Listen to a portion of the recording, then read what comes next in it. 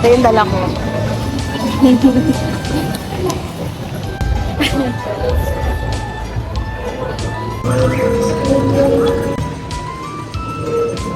Daddy ko ha. Pinilit ko pa to. Guys, tignan nyo naman. Ayan guys, nilalagay na namin dito.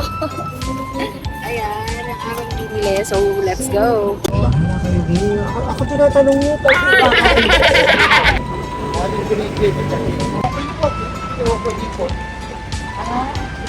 Thank you, kuya. Thank you, kuya.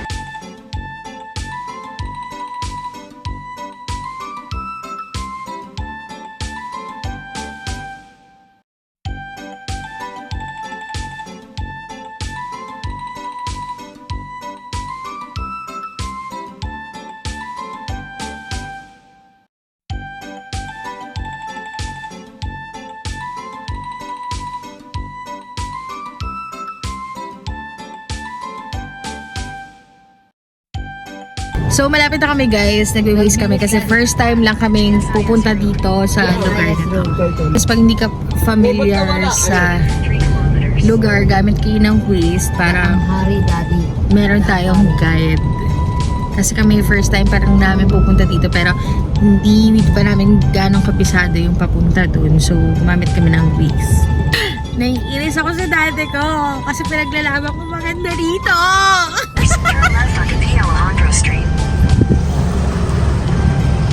Coco Mama. Excited na yung mga bata. Saan ang ano, boss, saan yung Coco Melon? Diretso lang, boss.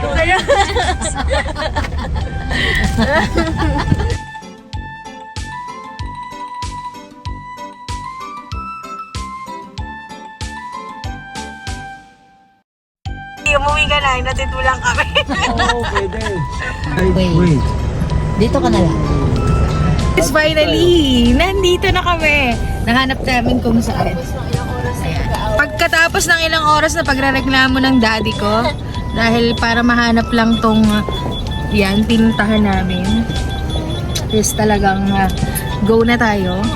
At tayo ay pupunta na sa loob.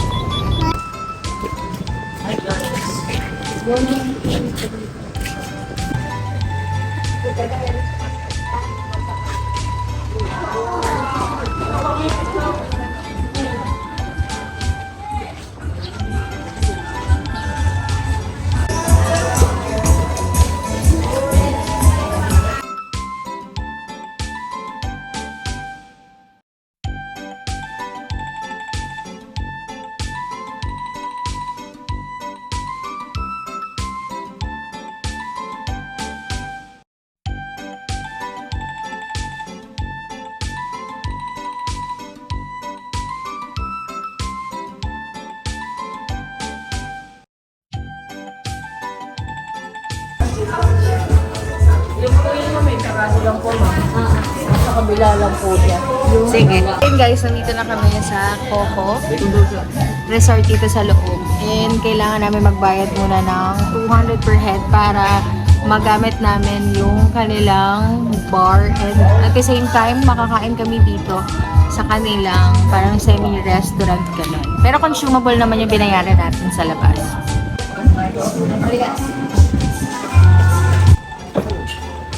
Guys, itong dati ko, yan yung nagbawala kanina sa sasakyan kasi ang layo daw.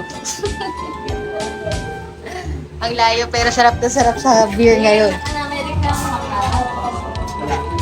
Natahimik na.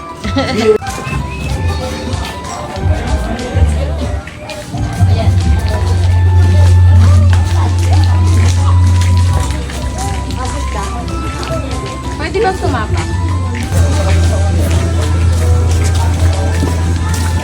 The birthday girl. Ivana, wag kang lumabas dyan.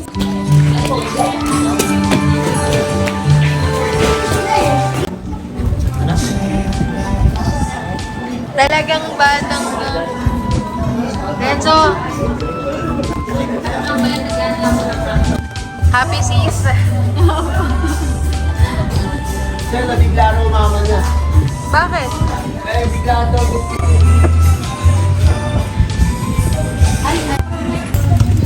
Ito ka?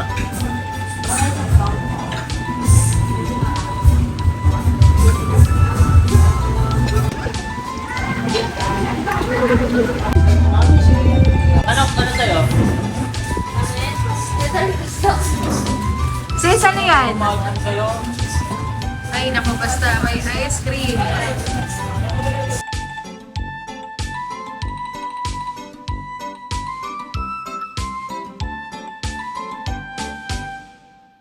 Guys, very relaxing yung place.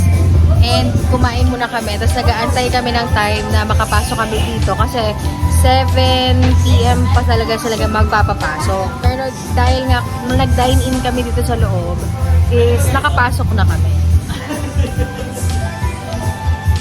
Pero yung iba naman, pwede naman sa labas mag-antay. Pero kasi kami, ayoko namin nag-aantay sa labas. So, kumain talaga kami. Pero may dala kaming food.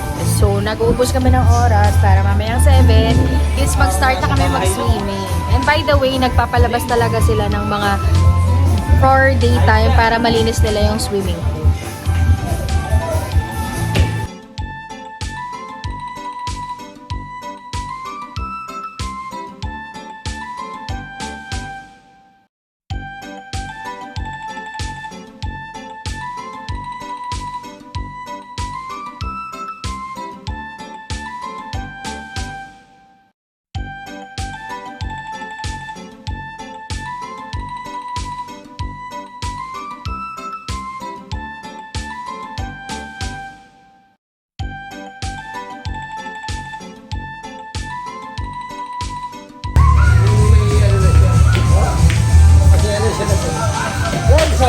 Renzo! Renzo! Okay. Fish bag! Fish bag! Renzo!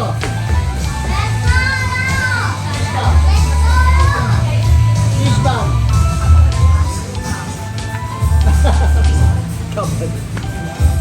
Ay, pogi!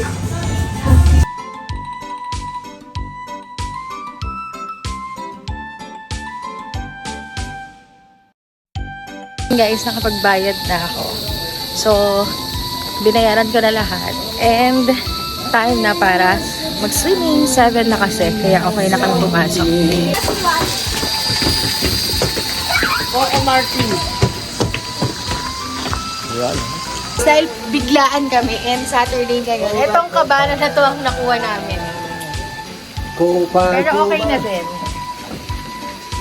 So kanina nagre-reklamo to guys. Kasi yung Naka-apat na niya, nag- hindi para sa antipolo, hindi sa kagaya ng antipolo, pasikot-sikot. Tumigil ka dahil. Hey, magsuot ka muna ng wristband. Uy, wala. Ito.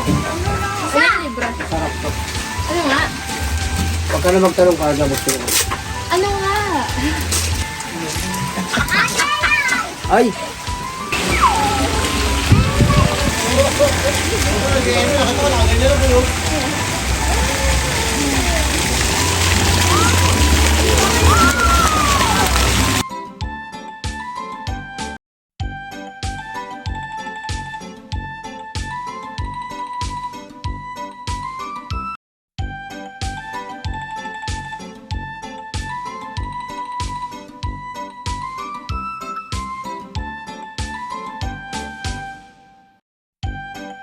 Birthday, Eli!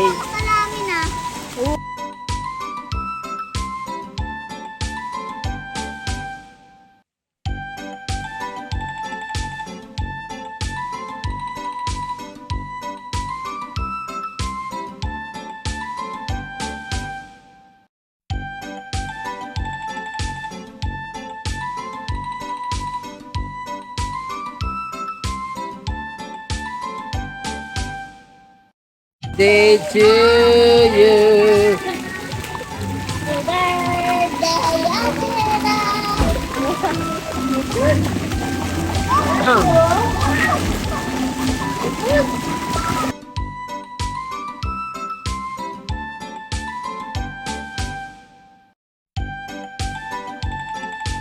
Gabi, amas mo kami sa gabi.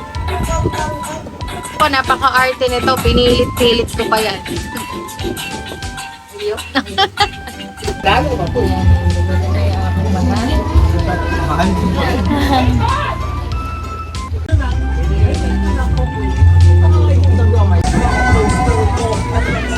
Parang hindi ako pa.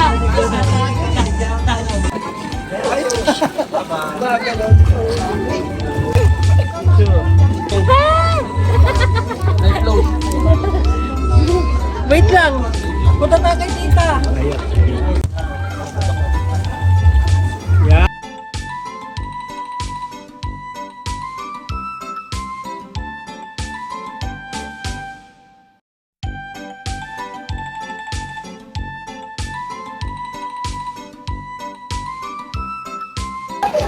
Mahal.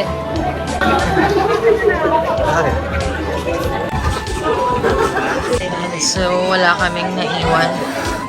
Hindi, wala yan. Hindi ka na. Ha? Oo. So, 4 o'clock. And paalis na kami.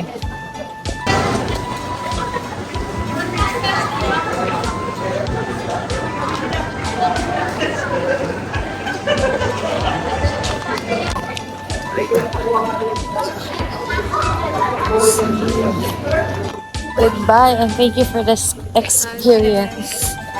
We can now go to sleep. Hooray! Pinagod mo.